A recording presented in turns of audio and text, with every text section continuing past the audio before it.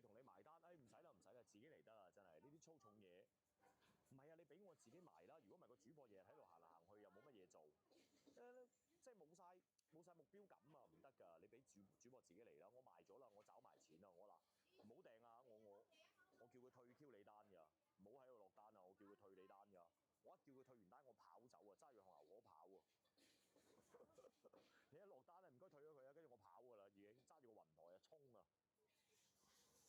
邊個喺度食緊噃？要咗30個炒牛河，冇啊，佢走咗㗎啦。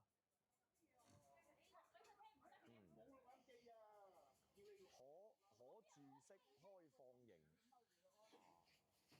成倉庫係得啦，我雀雀我睇多2日，我會揾倉庫嘅。你放心啦，我過多幾日我會揾地方租倉庫嘅。我再唔租倉庫唔得啦，我老豆已經對我有啲微言。佢話我話冇啊，啲街坊送㗎。佢啲街坊送過嚟食唔晒喎，咁樣。跟住佢話可唔可以請啲朋友過嚟食啊？我老豆問我話唔得喎，人哋送俾我嘅啫喎，冇話送俾你啲朋友嘅喎，咁樣咪好冇禮貌咯。哦，唔該，人哋送俾我，我送俾啲朋友，咁我點對得住我啲朋友啊？跟住我老豆話咁啊係，咁但係佢話你啲朋友知你食得晒㗎啦，咁樣。係啊，跟住我話佢哋覺得我應該食得晒咯。係，反正對話咗好耐啦。佢話你又唔俾請人食，又要自己食，連我食都仲要問過你，即係我老豆講啊，連我食都要問過你，你又將啲嘢擺喺我屋企。係啊，我同老豆準備抹面㗎啦。佢話你仲要將啲嘢擺喺我屋企，我突然間諗下係喎，間屋你㗎喎，所以我諗下呢排都睇緊屋㗎啦，自己出嚟租翻自己間屋嚟住。係啊，如果唔係佢都有意見啊。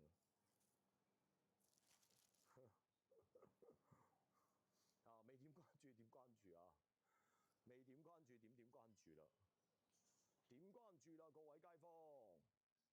啊，點燈牌啦，各位街坊！個雲台又縮啊！買一箱粉翻去好啲，唔好買住啦。聽日我仲要買麵粉啊，學成，唔好買啦。聽日我任務啊，我今晚飲到爛醉如泥啊，聽日仲要齋買麵粉啊！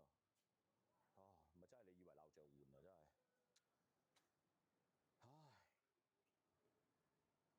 唉，多謝學成分享直播間。學成一分享完直播間之後，原無意外咧，阿學成個女朋友就會入嚟㗎啦。係啦，跟住就到阿學成個女朋友入嚟啦。又俾我估中咧，阿小夏又會入嚟㗎啦。歡迎小夏，未入嚟之前歡迎定先。歡迎學成小夏。一箱未夠啊！好事成雙啊！係啊，雀雀，小夏仲喺度瞓覺啊！我咁啊由佢瞓下先啦，唔好嘈住佢啦。係啊，唔好嘈住佢啦，咪一陣間為咗睇條麻粒佬直播咁啊，搞到小夏瞓都瞓唔好。為咗睇個麻粒佬直播，真係好事成雙啦！雀雀，你呢排咪成雙幫我咁整咯。我邊一次翻屋企唔係成，我仲要唔係成雙啊，我幾雙啊！好事幾雙啊！我而家何止成雙啊！我試過攞1箱翻去咩？未試過啊！每次都係幾箱，最少2箱，最多4、5箱。何止成雙咁簡單啊！我先分享俾佢係嘛？你講話多謝學成啊，星光閃耀啊，多謝學成。你講話好文雅，我講話都算文雅嚇？我講話文雅你讚我係啊係啦多謝你嘅讚美啊！我突然間都唔知點辯駁你添。突然間你嘅讚美我都唔知點辯駁。原先係想駁一駁嘅，諗下都係算啦。反正你都係讚我啫。當你柴我嘅時候，我再駁你啦。駁回啊！好事來嫁，好事來嫁有咩歇後語啊？喂，唔好動不動啊整啲歇後語過嚟喎，又好事成雙，有好事啊唔止，好事啊動不動都要1箱，我仲要3、4箱。而家整多個好事來嫁，喂唔敢接喎，即係你哋嗰啲話術太多矛點喺入邊啊！你知唔知啊？太多高詞喺入邊啊！我真係唔敢去釣啊！萬一上釣我咪大鑊。真係上吊啊！而家真係各位街坊講嗰啲話題，我都要諗過先答啊，好容易會上鈎嘅，上吊啊，上吊自殺啊！一個唔該答錯嘢，我又上吊㗎啦。啊，多謝學成啊，11個為你閃耀啊，多謝學成。啊，多謝學成，星光閃耀。可唔可以去陳偉霆拍攝？咁梗係唔可以啦，人哋明星嚟啊，大佬。咁你無啦啦真係拍人明星，咁你點知拍得人好唔好睇㗎？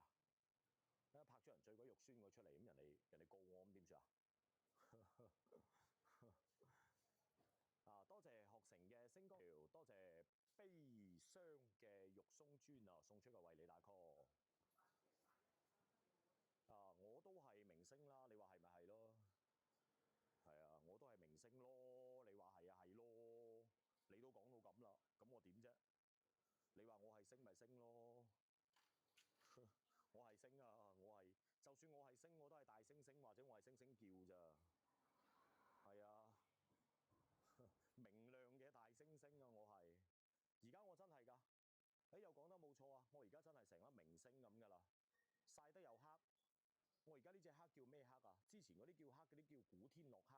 我而家唔係啊，我曬多幾日添。我而家曬到自己變星星黑㗎啦。係啊，真係㗎。我而家呢隻已經唔係古天樂黑啦，日日出嚟暴曬，我已經變咗星星黑啦。明日之星星黑。買多支茶嗎？哦，我有啊有啊，學成真係唔使。我有啊，不如今晚同你手塔啊？阿飛燕，不如啊？你都識話不如啦，飛燕，不宜啊，唔係不如啊，不宜啊！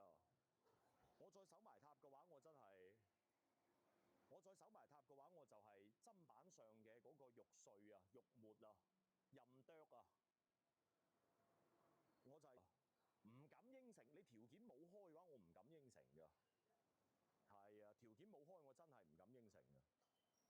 唔係真係，我再加多幾條命啊，好似魂鬥羅咁啊！你有冇玩過魂鬥羅啊？冇玩過魂鬥羅唔緊要，我玩過超級瑪麗啊。係啊，好似魂鬥羅咁啊！喂，大佬，我唔夠99條命啊，我都玩唔掂呢啲遊戲啊。3條命唔夠玩㗎，要99條命啊！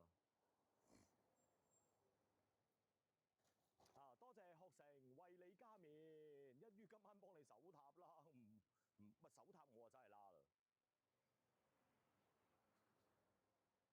你諗下入咗30後，以後客似雲來。多謝學成為你加冕，唔係佢講得冇錯㗎。飛燕，你見唔見到啊？雀雀話今晚幫你守塔啦，我真係走去守呢個塔，我就拉㗎啦，我真拉啊！到時又個直播間起飛啊，個人拉咗啊！魂鬥羅都話有秘技啊，我冇秘技㗎，生命冇 take two 啊！生命真係㗎，生命冇 take two 啊！魂鬥羅你都仲可以上上下下左左右右 A B 啊，咪可以由3條命變成30，變成99條命嘅。我冇㗎，我條命冇得上上下下左左右右 A B 㗎。我接受咗呢個手塔嘅話，我真係會拉㗎，我驚啊！失眠下一個失眠症患者就係我啊！下一個失眠症患者啊，馬上成為失眠症患者。諗下我都驚啊！真係越諗越驚啊！你得嘅嗱，飛燕唔好咁托我喎，啊！我唔受呢招㗎，你得嘅 ，OK 嘅，冇問題嘅，可以嘅。守完塔我真係我得嘅啦，一聽到啲任務我真係，我真係得嘅啦嗰個，冇所謂㗎，你也重生，冇所謂咯，你也重生，魂鬥羅啊！阿雀雀係咪魂鬥羅啊？噔噔噔噔噔，而家俾人肥瓜咗，跟住又閃住身喺上面跳翻落嚟，冇㗎，我冇得重生㗎。如果話你話我有得教99條命，我就諗佢啫，我冇啊嘛。哇，揾個地方食咗牛河先啊！係啊，揾個地方食咗啲牛河，不過啲牛肉我真係要就住食，因為唔係好食得牛肉啊。咁啱得咁巧嘅，呢度有冇蚊呢？哇 ，beautiful 喎！有嚿石春，有嚿呢個支架，啱啱好啊！船到橋頭自然直啊！阿飛燕，你唔知船到橋頭自然直下一句係咩啊？嚇！船到橋頭自然直有下一句㗎。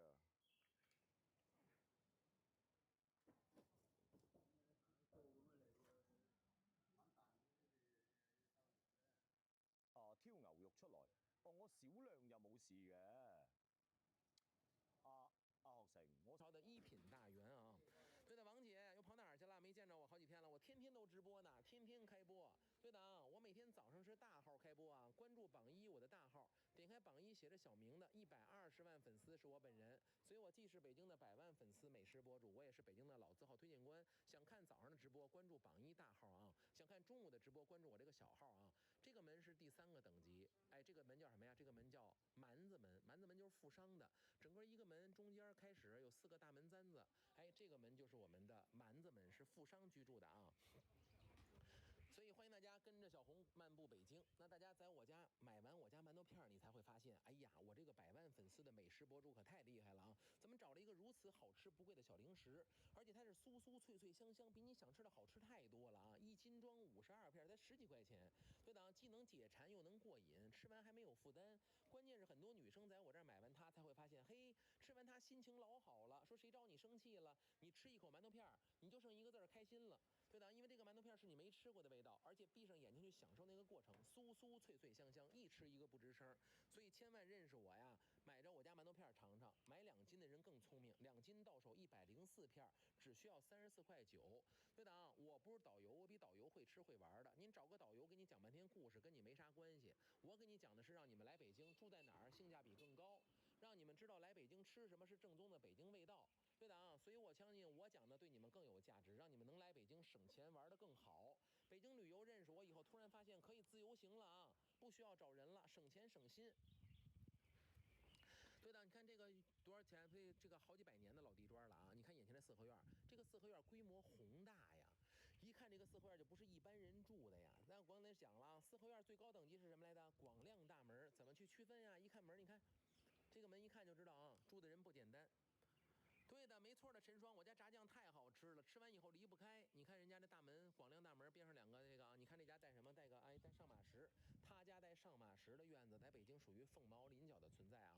这个近代来讲就是冯巩家的祖宅，冯国璋、冯巩家住这儿。对啊，但其实人家是谁呀？人家是清朝的末代的一个大官，叫我们的武英殿大学士文玉家啊。再次感谢您反馈我家炸酱好吃，我家炸酱确实无敌了啊！就我家这个1号链接这个炸酱，为什么卖疯了啊？所有人来北京都排队吃方砖厂，25一碗，在我家买完酱回家吃不到5块一碗，北京10大小吃排名之首，所以学会了来我这儿买炸酱就好了啊。那正前方是什么呀？后海，后海那儿有一个胡同的四合院把口。末代皇后婉容，婉容也住在这个胡同里边啊。这是我们的末代的谁呀？武英殿大学士文玉官居一品。所以北京胡同文化叫藏龙卧虎。真正来北京真正好玩的就是逛胡同，因为这是你们平常见不到的啊。所以想来北京之前跟我交个朋友，我能让你们把北京逛明白了、吃明白了、玩明白了，让你们来北京省钱又省心。所以能进直播间是个缘分。左上角1分不花，给我点个关注啊！只有关注了才算认识我。从此以后北京有我，旅游再也不难啊！那我又是北京的100万粉丝美食博主，大家关注一下我的大号，点开榜一写着小明出去的120万粉丝的美食博主，又是北京的老字号推荐官。而我全家人就吃一个零食，我家那么多的粉丝离不开我，都是因为吃了我家的馒头片啊。这个馒头片是一个小零食，解馋又过瘾，酥酥脆脆香香，您都没有吃过这个味道。而且呢，椒盐的是完全不辣，麻辣的是微麻微辣。只要你吃过它，你会经常来我这儿复购。所以我家1个月卖上万单的零食，如果您没有尝到，是您的遗憾啊。所以新朋友，你买个1箱52片10几块钱，跟我交个朋友，以后你北京有任何问题都能找到我。但是这个馒头片你一旦吃完以后，你会经常想回购啊。所以所有人千万别干别的，买1箱馒头片尝尝。您家上到80岁老阿姨，下到2岁宝贝儿，任何人吃完馒头片都会经常来我这儿回购啊。所以先记住这条街的名字叫什么呀？叫我们的黑芝麻胡同啊。这什么嗨，这叫帽儿胡同啊。所以买到我家馒头片的朋友们，跟我说一声，我要点名对您表示感谢。我家一共点开这个10个链接啊，全是北京的好吃的为主，像我们的什么方针厂的炸酱啊、腊八蒜呀，对的啊，还有什么稻香村的点心，对吧？张一元的花茶，这都是北京必吃系列啊，所以大家点开挨个看一看。对的啊，省着你们来北京啊，还得买半天，买的还是零售价，我给你们都是批发价啊。对的啊，点开下方，你看一个是我家的这款方砖厂的炸酱面，然后2号呢是我们的腊八蒜，3号张园的花茶。咱家40块钱一包，2包是76，那是北京人的口粮茶啊，所以呢适合给喝茶的朋友尝尝北京人离不开的张一元。那4号呢是整盒的点心稻香村，对的啊，5号的是紫光园的奶皮的酸奶，6杯给您送到家。然后呢6号是门钉肉饼，7号就是我们的稻香村的点心啊，稻香村的点心7号是零散的，你直接一袋一袋的买就好了啊。北京的所有好吃的稻香村都在我家有，7号链接我家批发价，你们来北京现场买是零售价，这就是北京稻香村啊。稻香村是有这个标志的，北京人都认这个标志啊。为什么我家那么多北京粉丝在我这儿买稻香村？你们来门店买叫零售价，在我家买叫批发价，所以想买稻香村买我家7号就好了啊。再次感谢英明的朋友买到了我家这款馒头片，这款馒头片是所有人吃完以后经常想来我直播间复购的原因。没有人拒绝零食，只不过大家不知道还有一个零食能如此的简单好吃。它的配料表简单干净，就是3色藜麦的粗粮烤制的，没有油和糖啊。所以这款适合男女老少任何人，闭上眼睛享受那个过程，酥酥脆脆香香，跟吃烧烤一样过瘾啊。所以这款馒头片是我家1个月卖上万单的零食，复购率贼高。对的，跟我交个朋友，买个我家馒头片尝尝啊。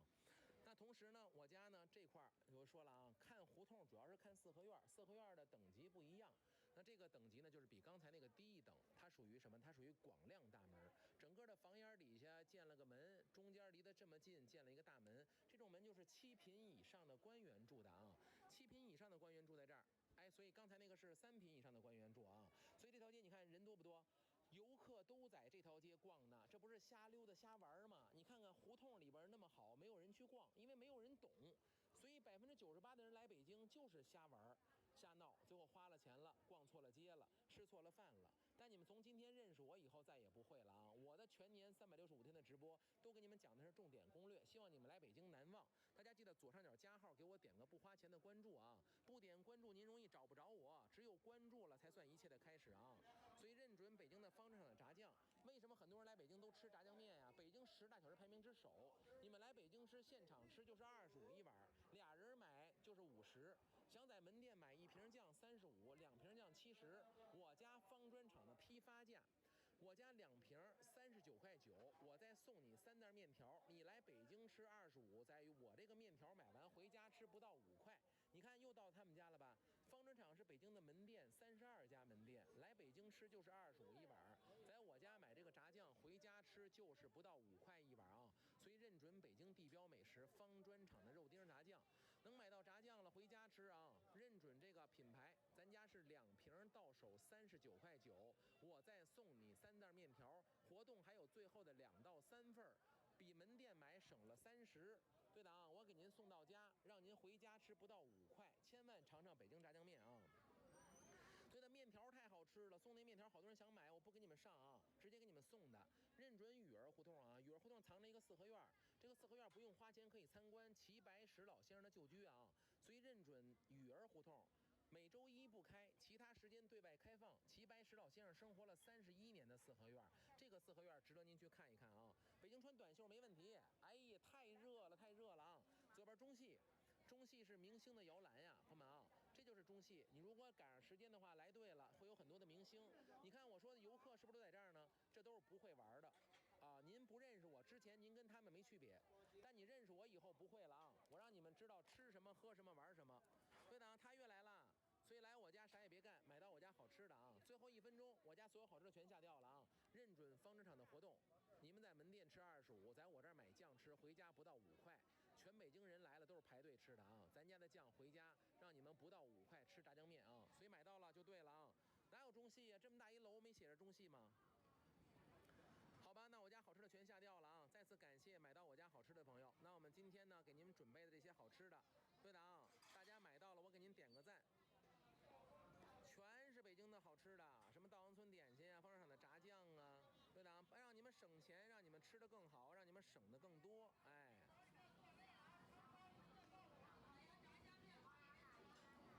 对的，所以中戏呢，如果你们赶上孩子们放学出来的全是养眼儿的，俊男靓女多。多了去了啊！我给你们看一眼中戏门口去吧，咱万一要是看见明星了，咱也不能白来，是不是啊？中戏呢就挨着这个东棉花胡同啊，那左边呢这条街叫雨儿胡同，看齐白石老先生四合院，对面这叫什么呀？这叫东棉花胡同啊。从这里边呢去看中戏，大家会发现中戏的门口。那我回到我的母校了啊，我也是中戏毕业的，好多人都知道我特别帅，帅到没边儿。摔到所有人看完以后摔跟头，说哟怎么小明帅成这样了？一看他就想摔跟头，太帅了啊！对的啊。但因为什么呢？因为我是中戏门口毕业的啊，在中戏门口蹲了好多年。哎，曾经为了看俊男靓女啊，拿个马扎儿。哎，朋友们啊，但本人呢确实也是帅，谈不上啊，但是呢有鼻子有眼儿，问题不大啊。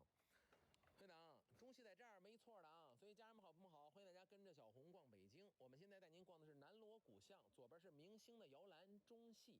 你看很多小姐姐过来拍照打卡，这辈子上不了中戏的人很多，但是在门口万一看上明星的话呢，也是一种幸福的感受。很多人过来专门跟中戏照张相，对的，跟中戏截个图，好像自己是这个学校一样的啊。所以朋友们看到了吗？中戏。对的啊，我就是在这门口毕业的啊，所以呢，我也在这门口蹭蹭热度啊。中戏来喽！你看，很多人拿个照片跟中戏一照相，哎呦，我中戏毕业的，好摇身一变，好多男生都疯了，哎呦，你竟然中戏毕业的，赶紧追一下吧。其实没毛关系啊，中戏门口毕业的人很多，真正在里边毕业的人并不多啊，并不多。对啊，家人们好不好？跟着小红逛北京，我们今天逛的是北京南锣鼓巷。今天你跟我直播间逛完以后，你突然发现以前你的南锣鼓巷白来了，以前逛半天逛了個寂寞，現在突然發現，嘿，這麼多超市嗰啲厚切啊，厚切三文魚啊，我食咗4片咋，我真係痛啊塊面，特別啲汗啊，有時咪要真係做任務行路啊咁樣嘅，啲汗一滴咗落去揦住塊面㗎，成塊面都揦，又唔敢揾嘢抹，因為你要揾藥水塗㗎，你揾嘢抹係冇用㗎，就算你揾礦泉水搭落去抹都好啦，都痛㗎。我已經係去到咁嘅狀態啦，即係直情係成塊面痛得好緊要，好似爆拆嗰種痛啊！我係過敏過到嗰種程度，跟住仲要食一日藥退唔到喎，即係食咗一日藥啊，啲過敏退唔到啊，塊面好似生血絲咁啊，成塊面都全部都係嗰啲，唔知係咪一到夜晚佢就復發啊？即係佢好奇怪嘅，早上唔會復發嘅，深夜先會。哇！一痕死拗到成面都血，跟住自從嗰次之後，我就真係對任何過敏嘅嘢我都唔敢再好似以前咁。同埋嗰次食三文魚，我足足食咗3日6雷他定，3日啊！以前我通常食一次就得㗎啦，嗰次我食咗3日，跟住之後我就真驚咗啦，真係驚。係啊，出汗嘅時候會揦住，係啊，我咪就係咁咯。係啊，會起風癩啊！細個我會。阿學成細個係啊，細個我會起風癩㗎，但係我大下冇咗啫嘛。以前我起風癩，我起到成背脊都係㗎，即係一粒粒嗰啲啊，好大嚿嘅，即係佢唔係細粒嗰啲喎，好大嚿風癩嘅。我係起到成背脊、成板背脊都係啊。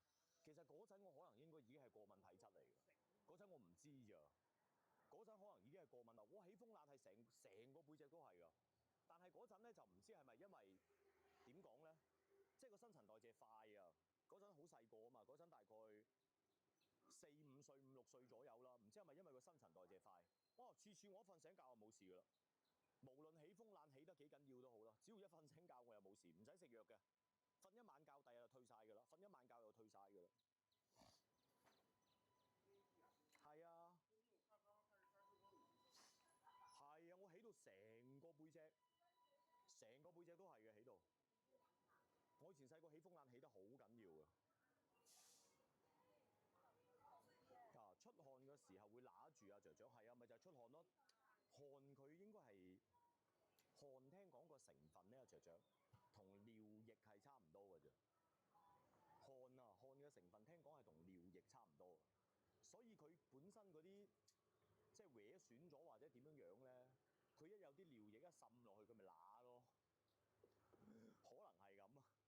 一滲落去就揦，哇！嗰次塊面痛到我啊，食咗4件三文魚咋，哇！痛到我真係，我仲要直播緊喎，一路揦住塊面，一路痛，一路喺度直播，仲要播咗3、4個鐘，播到凌晨夜晚先翻屋企，哇！痛到我真係，嗰晚咪就係即係自己唔舒服，其實就唔關人哋事嘅，嗰晚真係純粹唔舒服。即係自己個生理有問題啊！哇！咁跟住嗰晚啲脾氣都收唔住，即係喺直播間啊，真係啲脾氣都收唔住。跟住我先發現點解我要戒口咧？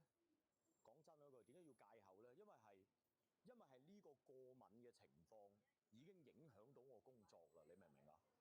如果佢話佢影響唔到我工作嘅，我係放工或者係瞓覺我先嚟有呢啲問題嘅，可能我仲會忍一忍，係食藥啦點樣啦。係嗰次真係令我好深刻，真係好深刻。因為你個情緒，你做直播特別，你個情緒一控制唔住嘅話，即係可能就會鬧人啊、懟人啊咁樣噶嘛，即係情緒失控嗰種懟啊嘛。我自己都發現自己嗰場直播有問題嘅，但係忍唔住，塊面太痛，我係成塊面成個背脊都痛，一路行一路出汗，跟住又做緊任務，又行緊路，一路出汗一路揦，哇兩邊面都揦，攞咩抹都冇用㗎。我試過攞濕紙巾，試過攞水沖，試過攞水沖完再揾翻啲紙巾去拍翻乾佢，都唔得。直接買支皮炎平即刻搽都唔得，一定要食氯雷他定。背脊又痛，塊面又痛，哇痛到我鬼咁。